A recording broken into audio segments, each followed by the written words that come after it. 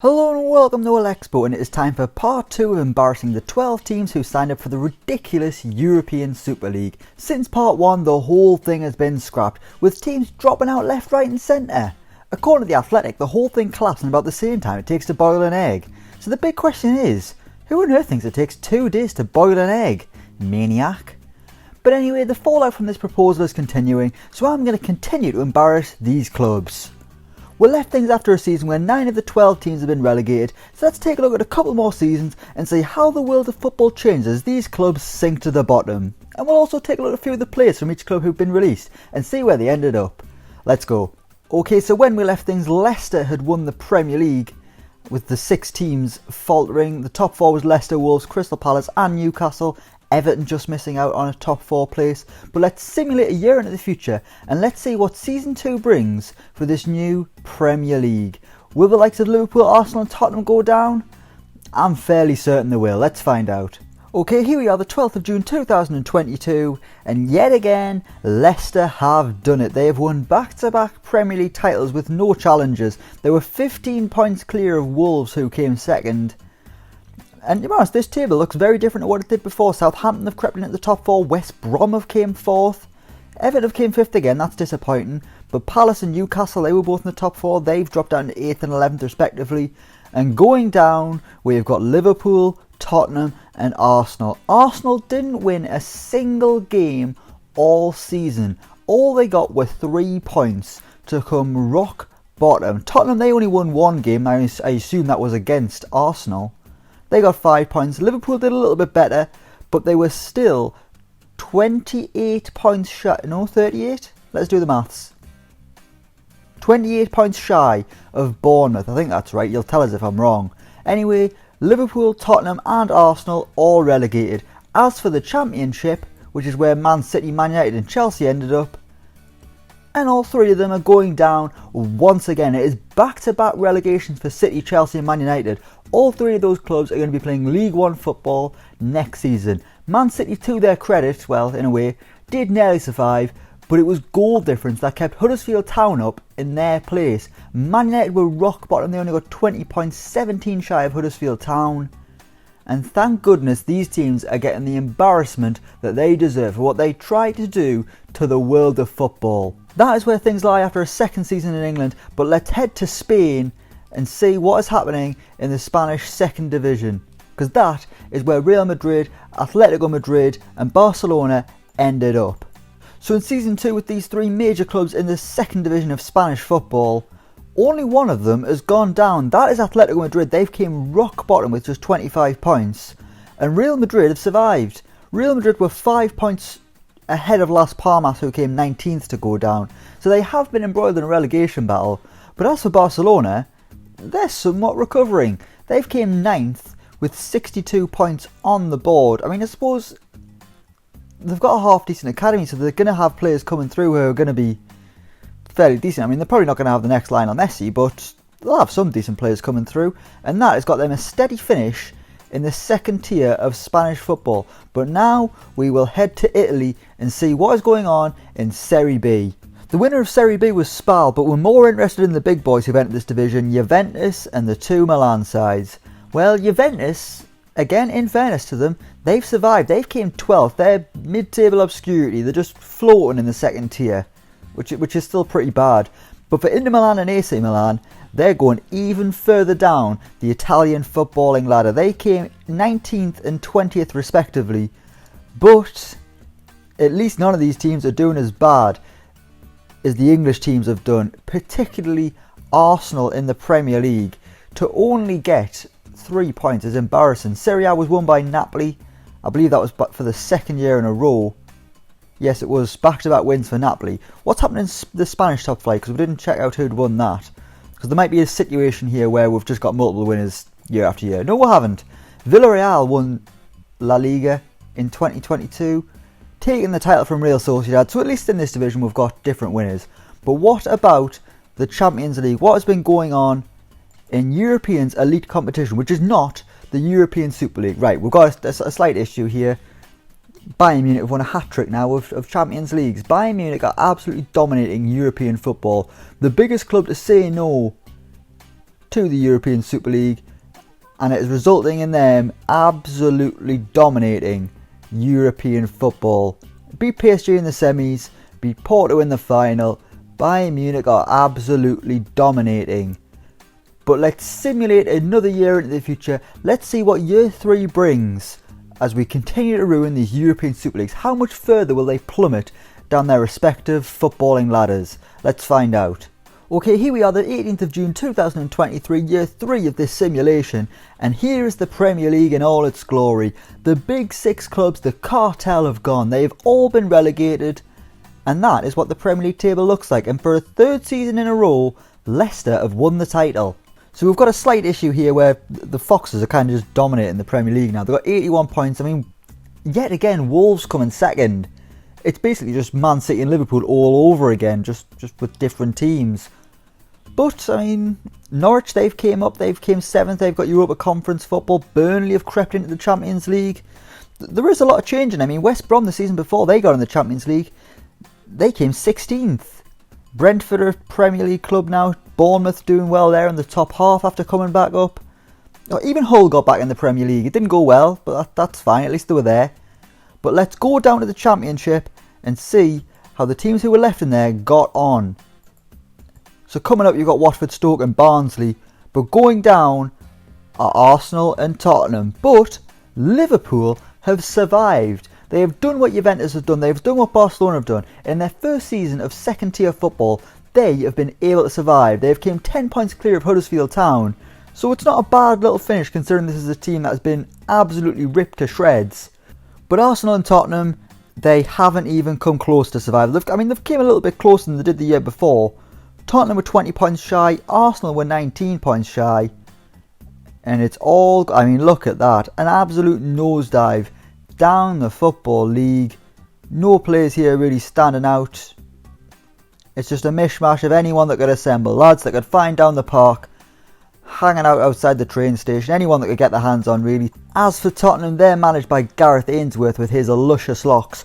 But it still isn't enough to keep them in the 2nd tier of English football. Gareth Ainsworth taking them down to League One. And that's where they will be when we start part 3 of this simulation. That'll be coming probably in a couple of days' time, hopefully. But let's crack on with part 2. The fun is not over. Let's go down to League One. Let's see how Man United, Chelsea and Man City got on. Relegated again. They're going all the way down. Man United rock bottom again. This time of the 3rd tier of English football. Chelsea did the best out of the lot of them, but they were still 20 points shy of Crawley. These 3 teams are seriously suffering, which is a little bit harsh on Chelsea and Man City considering they were the first 2 teams to jump out of the European Super League. But they made the bed. As for Man United, managed by John Eustace, straight down. They finished 20th in the Premier League, they finished 24th in the Championship, and they finished 24th in Sky Bet League One. They are nosediving, they're hurtling towards non-league football, and it is exactly what they deserve. It's not what the fans deserve, it's not what the players deserve. The players have left. The fans have probably started supporting Salford or whatever. So that is the state of English football after 3 seasons. These 6 clubs have been absolutely decimated. Liverpool, the only one who are going to be playing Championship football next season. But let's head to Spain, let's head to the 2nd tier, which is where Barcelona were. Obviously they survived in the 2nd tier last season. Let's see how they have got on. They've been relegated. I was wrong, they haven't stabilised. They are going down to the 3rd tier. Now unfortunately I haven't been able to add any more divisions lower in Spain. Simply because my laptop just wouldn't have been able to cope, man. It would have burst in flames trying to do this simulation. But as you can see, the winners were not Real Madrid, they were not Atletico Madrid. Those teams are still hurtling. Real Madrid, let's check them out. Let's have a little look at them. How are they getting on? In the 2nd division, Pro B. Just nothing. Absolute sea of nothingness. No mention of even having a manager. Let's see how Juventus got on. They obviously survived in the 2nd tier. But in their 2nd season, they're also going down as well. They did nearly survive. But it wasn't to be. Jurgen Klinsmann, the manager, so despite hurtling down the divisions, I've said hurtling more times than I've ever said it in my life, they've still been able to acquire a manager of a bit of stature, a bit of reputation. Jurgen Klinsmann, a former Germany manager, a Tottenham ex-player, but he has not been able to keep Zebra or Juventus in Italian Serie B. Let's check out AC Milan, obviously there, Serie C, A, Inter Milan also down there as well. They might have gone down even further, we'll not find out until part 3. But it's just been an absolute... They've got Andrea Zanchetta, I don't know who that is managing. But let's head to the Champions League and see has anyone been able to stop the Bayern Munich dominance. Let's have a look. No, they haven't. Bayern Munich 4 titles in a row. So for all this simulation is killing these massive clubs, you've got Leicester dominating the Premier League and you've got Bayern Munich dominating Europe. 4 Champions Leagues in a row. They beat Borussia Dortmund in the final. The semi-finals were Bayern and Sevilla, and Borussia Dortmund and Leicester. So Leicester becoming a little bit of a force somewhat in the Premier League. I mean, just Leicester winning everything. They've done the double 2 years in a row. 2022 they did the Premier League and League Cup, and in this season they've done the Premier League and they've done the FA Cup. Yet to have any European success, so that could be to come for Leicester City. But what we will do now, we're going to run through the 12 teams and we're going to pick out a couple of players from each team and see where they have ended up. We will start with Arsenal. Who should we look at from Arsenal? Let's go for Thomas Partey. Where has he gone in the world of football? Thomas Partey has gone to Everton. He stayed in the Premier League. And, well, actually, he went to Norwich first. Christ, he went to the Championship. Only place he could get a gig. Obviously, wonderful in the Championship. Got Norwich into the Premier League. And now he has just joined Everton for £32 million. What about Bukayo Saka? Where's he gone? Bukayo Saka, I mean, wonderful player. He has gone to Valencia on loan. He went to PSG on a free, where he hasn't really played at all. He's had a loan at Palace, and now he's on loan at Valencia, where he's been bloody brilliant, to be honest. 13 goals and 6 assists. Signed for PSG on a free, but it hasn't really worked out. Chelsea, Mason Mount. I think that is a good place to start. Mason Mount is at Rennes, and he wants to move to a bigger club. I mean, fair enough, Mason. He's playing very well. Let's check this Rennes team out, because they've picked up a fair few players from the fallout of this. Marcus Rashford, Danny Ceballos, Luka Jovic, Nacho, Harry Maguire, Christian Pulisic, Victor Lindelof. I mean, so many players they've picked up. Rennes have built a pretty damn impressive team. It hasn't been able to get them into the top 3 of French football, but that's fine. Christian Pulisic, another Chelsea player we could have looked at. Obviously, we've seen he's gone to Rennes. Where else should we go at Chelsea? We'll have a look at Timo Werner, the man who's somewhat allergic to goals. Timo Werner has gone to Bayer Leverkusen. He's gone back to Germany. He's doing okay. Well, no, he's hitting double figures. I was going to say he's just doing okay, but he's doing pretty well. Let's move on to Liverpool. Mohamed Salah. Where has he ended up? Mohamed Salah has gone to Fiorentina. He's gone back to Fiorentina. Forget he was on loan there. He's doing pretty well. But I mean, considering this is Mohamed Salah, one of the best players in the world, you'd think he could have got a better club than that. Who else should we look at from Liverpool? We'll go for the captain, Jordan Henderson, the man who launched that meeting on Monday between the Premier League captains. What has he got for his crimes? I mean, he didn't do anything wrong, but he has ended up at Bournemouth. It looks like he had a year of not even playing football. The 2020-2021 season, he didn't even get a club. But he's at Bournemouth now and he's playing pretty well. So good luck to him. Manchester City, we will have a look at their hottest talent. Not from an aesthetic standpoint, just how he plays football. Anyway, Phil Foden. He's at Leicester, but his first club after the Man City collapse was actually Al Sadd in Qatar. He chased the money, interestingly. I mean, you'd think one of the biggest clubs, someone like Bayern Munich, could have picked up Phil Foden. But no, he went to Qatar, and then for just £10 million, he is now a Leicester player. Leicester have also got Bernardo Silva, so they've really picked up some talent from Manchester City. Let's have a look at Ruben Dias, their main centre-back, the man who's turned their fortunes around. He's gone to Paris Saint-Germain. Paris Saint-Germain have just got an absolutely exceptional club, to be honest with you. Unbelievable, the players they've got. Harry Kane, De Bruyne, Van Dijk, Trent Alexander-Arnold, Fabinho, Ronaldo, Firmino. They've signed Jadon Sancho. They've signed David Alaba. Ruben Dias on a free. Sadio Mane, Ansu Fati, Sergio Reguilon. Bukayo Saka can't even get a game. Gabriel Martinelli. They've signed Jack Grealish. Dear me, I mean, João Cancelo, this is an incredible football team that still cannot win the Champions League. Let's move on to Man United. Rashford, we know, has gone to Rennes. What about Bruno Fernandes? Where has he ended up? Bruno Fernandes Bayern Munich, that's a very good pickup from them. And what a signing he has been. Just as influential at Bayern as he is at Man United. Wonder how many penalties he's scored. Probably quite a lot. What about Mason Greenwood?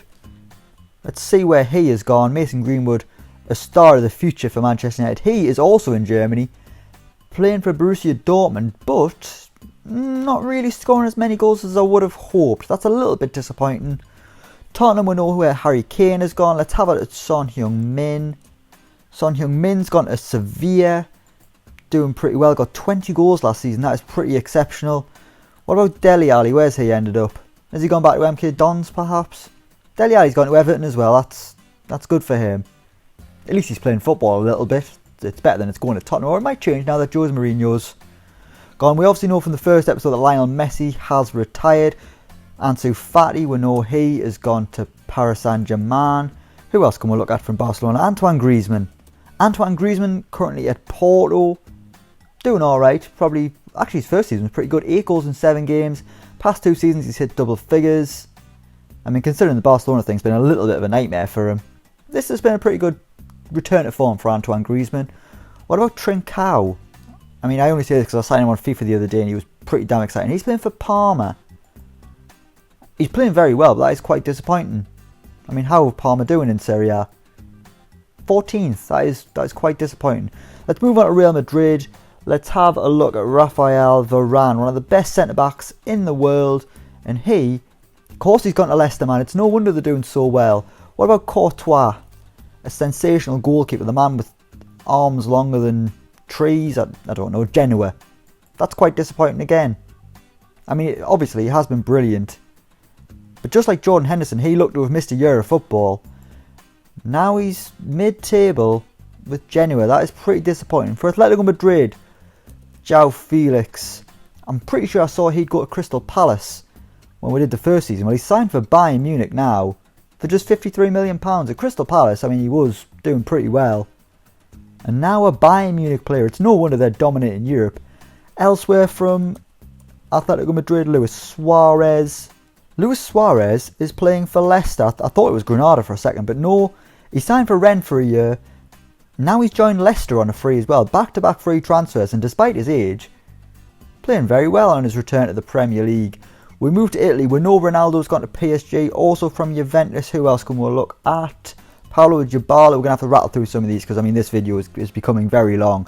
And I've got things to do. Dybala at Napoli, the biggest club in Italy now. They've won multiple Serie A titles. In fact, did they win the 3rd one in a row? Let's have a quick look. Check out Paulo Dybala at Napoli. No, they didn't. There's been a change of the guard in Italy, and it is Roma who are top of the pile now, so that's good. Inter Milan, you can see Lukaku has gone to Lazio, also from Inter Milan. What about Christian Eriksen? Actually, no, let's look at Lautaro Martinez. See where he has ended up. He has ended up at Marseille. Interesting. And he's doing bloody well. Christ, he's scoring a lot of goals. Well done, Lautaro Martinez. AC Milan, I mean, who cares about AC Milan? With all due respect, a team that just isn't really star-studded. I mean, Ibrahimovic, is he still going at this point in time? Zlatan Ibrahimovic is an unemployed manager. Did he go anywhere? Let's have a little look. He went to Lille for a couple of years and did very well. So that's good. What about Donnarumma? He's going to be the final player we will look at. Gianluigi Donnarumma, the number 1 at Borussia Dortmund. I mean, Borussia Dortmund, they've picked up some good players out of all this. So there we have it. Those are a few of the players from all of these clubs who've obviously had to find new homes, and it's quite interesting to see where some of them have gone. But there will be a part 3 of this simulation. We are not finished embarrassing these clubs, particularly the English ones, who continue to fly down the footballing ladder. Part 3 will be coming in a couple of days, and as well as looking at how these clubs are getting on, how the footballing landscape has changed, we will also look at the 12 managers and see where they have ended up. That is to come in the coming days. That is the end of this video. Let me know what you think down in the comments below. This is not a seamless ending, but as always, don't forget to like, share and subscribe to Elecspo, and until next time, we will see you around.